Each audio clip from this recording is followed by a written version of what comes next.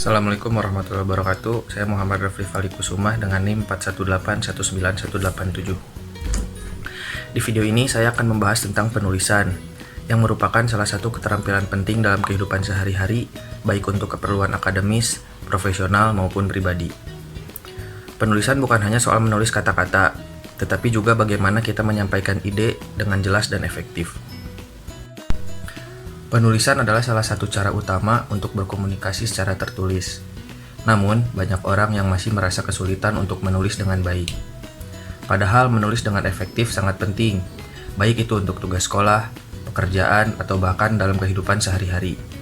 Dengan keterampilan menulis yang baik, kamu bisa mengungkapkan ide dan pemikiran dengan jelas dan meyakinkan. Selain itu, dalam dunia profesional, kemampuan menulis yang baik sangat dihargai. Misalnya, dalam dunia bisnis, penulisan yang jelas dan persuasif bisa meningkatkan peluang keberhasilan dalam membuat proposal, email, atau laporan. Sekarang saya akan membahas tahapan dalam penulisan. Proses menulis dibagi menjadi beberapa tahap yang saling berhubungan. Tahap pertama ada perancangan. Sebelum mulai menulis, penting untuk merencanakan apa yang akan ditulis. Tentukan tujuan tulisanmu, siapa audiensnya, dan informasi apa yang ingin disampaikan. Dalam dunia penulis, ada beberapa jenis penulis yang memiliki gaya dan tujuan menulis yang berbeda-beda. Berikut adalah jenis penulis berdasarkan gaya atau tujuan mereka. Yang pertama ada penulis fiksi. Penulis fiksi menciptakan cerita-cerita imajinatif yang tidak didasarkan pada kenyataan. Jenis penulis ini termasuk penulis novel, penulis cerita pendek, penulis cerita anak, dan penulis drama. Yang kedua, ada penulis non-fiksi. Penulis non-fiksi menulis berdasarkan fakta dan informasi yang ada. Jenis penulis ini termasuk penulis biografi, penulis jurnalistik, penulis ilmiah, dan penulis esai. Yang ketiga ada penulis kreatif. Penulis kreatif menggunakan imajinasi dan kreativitas mereka untuk menulis karya yang menginspirasi atau menghibur pembaca. Mereka termasuk penulis puisi, penulis lirik lagu, dan penulis skrip. Yang keempat ada penulis teknis. Penulis teknis menulis dokumen yang menjelaskan atau memberikan instruksi teknis yang jelas dan mudah dipahami. Jenis penulis ini meliputi penulis manual, penulis dokumen prosedur, dan penulis konten web. Yang kelima ada penulis copywriting. Penulis copywriting menciptakan teks yang bertujuan untuk menarik perhatian pembaca dan mendorong mereka melakukan tindakan tertentu. Penulis ini termasuk copywriter iklan, penulis konten pemasaran, dan penulis SEO atau Search Engine Optimization. Yang keenam ada penulis akademis. Penulis akademis menulis untuk tujuan pendidikan atau penelitian. Jenis penulis ini meliputi penulis tesis atau disertasi, penulis artikel akademik, dan penulis buku pembelajaran. Yang ketujuh dan terakhir ada penulis ghostwriter. Penulis ghostwriter adalah penulis yang menulis untuk orang lain, tetapi nama mereka tidak tercantum sebagai penulis. Penulis jenis ini biasanya bekerja di belakang layar, menciptakan karya untuk orang yang mungkin tidak memiliki waktu atau keterampilan untuk menulis sendiri. Ghostwriter dapat bekerja dalam banyak genre, termasuk biografi, buku bisnis, atau bahkan fiksi. Jenis-jenis penulis ini menunjukkan beragam cara penulisan dan tujuan yang berbeda, baik itu untuk hiburan, informasi, instruksi, atau promosi. Setiap jenis penulis memiliki ciri khas tersendiri dalam gaya penulisan dan audiens yang dituju. Nah, dari beberapa jenis penulis yang tadi sudah saya sebutkan, saya sudah membuat podcast dengan salah satu narasumber, yaitu penulis copywriter. Untuk lebih jelasnya, mungkin ini video podcastnya. Halo semuanya, selamat datang di Cerita di Balik Kata, podcast yang ngebahas dunia kepenulisan, ide-ide liar, dan perjalanan seru di balik setiap cerita. Bareng gue Alik, kita bakal ngobrol santai tapi berbobot tentang gimana sih proses kreatif seorang penulis.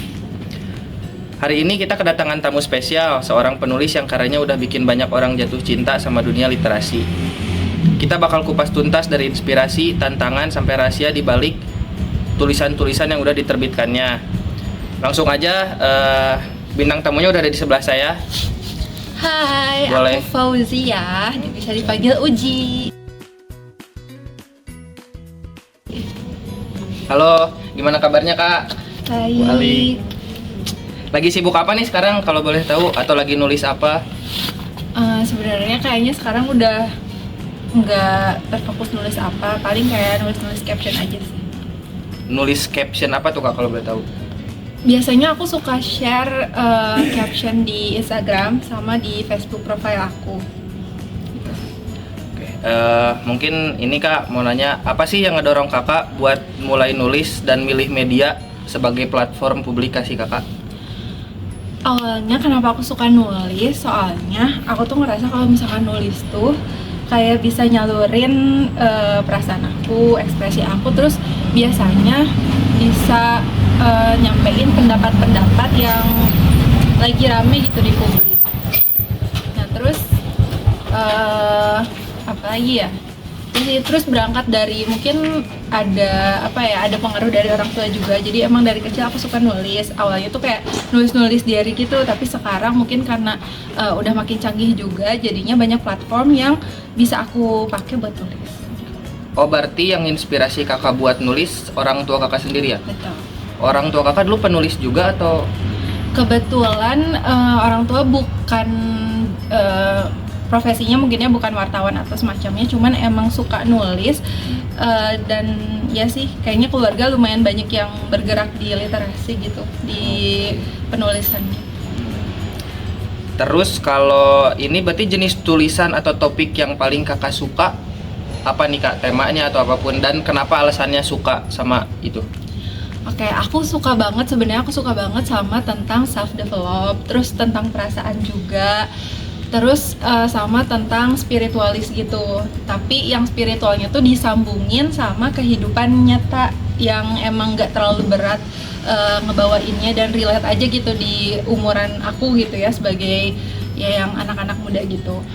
Terus kalau kenapa sukanya itu karena mungkin aku lebih berfokus ke yang bikin aku bisa ngerasa terwakilkan aja gitu, suara aku, perasaan aku tuh bisa disalurkan gitu.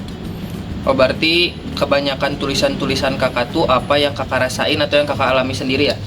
Betul.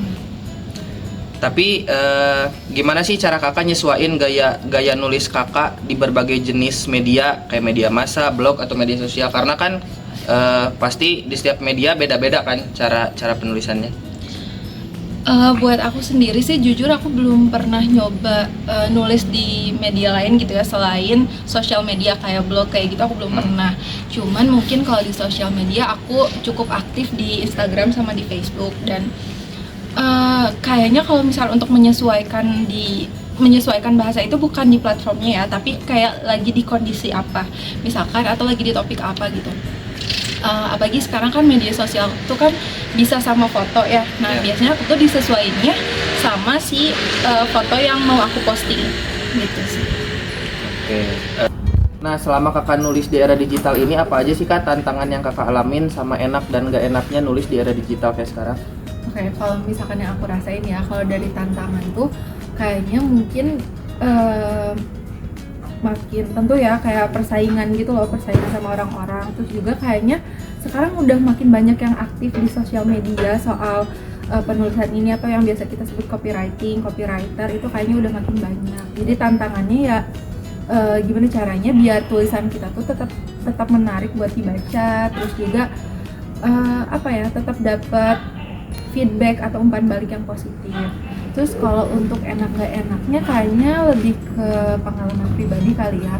Maksudnya kalau aku sendiri ngerasa enaknya tuh mungkin aku bisa ngerasa lebih didengar kalau misalkan dengan nulis di sosial media. Kadang ya tau lah kalau misalkan di beberapa situasi kadang kita nggak bisa mengungkapkan apa yang dirasa, tapi lewat tulisan yang udah dipikirkan berulang kali jadi akhirnya bisa tersampaikan. Mungkin itu enaknya. Terus juga enaknya nulis di sosial media itu menurut aku sih jadi kayak punya kenangan tersendiri gitu. Soalnya kalau misalkan di-keep aja di device kita kayak di handphone atau di komputer kayaknya bisa penuh dan bisa kehapus. Tapi kan kalau di sosial media misalkan kita lagi bosen buat ngeliat postingan itu bisa kita archive dulu, bisa kita arsip dulu terus nanti dilihat lagi. Kalau nggak enaknya mungkin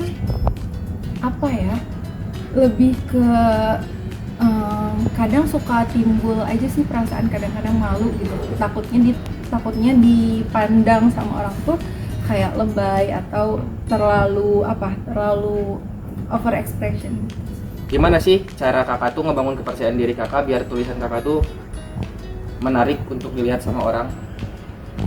Kalau aku sendiri jujur setiap nulis caption ya, pokoknya tiap mau akhirnya rilis nih si caption ini, itu tuh hasil dari rangkaian pikiran yang lumayan panjang juga gitu. Jadi sampai akhirnya kebentuk satu caption itu tuh nggak dalam waktu yang singkat gitu kalau aku sendiri ya. Mungkin kalau misalkan teman-teman copywriter yang udah terlatih mungkin bisa cepat gitu ya, cuman kalau aku sendiri menyiasatinya dengan ya dipikirin dulu matang-matang gitu. Jadi aku tuh sering banget kalau misalkan ada di satu waktu tiba-tiba kepikiran nih kalimat atau kata yang pas buat dipakai di caption itu, biasanya aku tulis dulu di notes, dikumpulin sampai nanti akhirnya nyambung sendiri aja gitu. Terus kalau misalkan moodnya lagi ada, terus itu tiba-tiba bisa jadi nyambung aja gitu. Yang asalnya masukinnya satu kalimat yang kita kira tuh nggak akan nyambung tapi ternyata nyambung. Jadi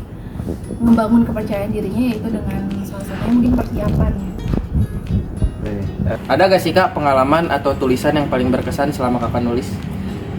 Pasti ada banget. Aku kayaknya kalau misalkan tulisan yang paling berkesan kayaknya ada di dua tema tulisan. Jadi aku sempat ngepost tulisan di Facebook sama di Instagram. Yang di Facebook itu tentang POV aku sebagai perempuan buat milih calon ayah anak aku. Aku sampein perasaan aku di tulisan itu. Jadi waktu itu tuh kenapa sampai akhirnya bisa nulis itu, soalnya berangkat dari yang lagi rame waktu itu tuh soal kalau misalkan anak itu sebenarnya nggak pengen hadir, cuman anak itu dihadirkan oleh orang tuanya. Jadi kayak istilahnya adanya anak tuh sepenuhnya tanggung jawab orang tua. Waktu itu sempet banget kontroversial si argumen itu gitu ya. Dan aku ngerasa pengen banget ikut nimbrung di ramenya warganet waktu itu. Jadi akhirnya aku ngepost tulisan itu, dan ya sih di situ aku nyampein pendapat aku gimana caranya aku sebagai perempuan milih calon ayah untuk anak aku nanti, dan juga gimana caranya biar anak aku nanti nggak nyesel punya ibu seorang ibu. Terus kalau untuk tulisan yang berkesan lainnya itu ada di Instagram aku.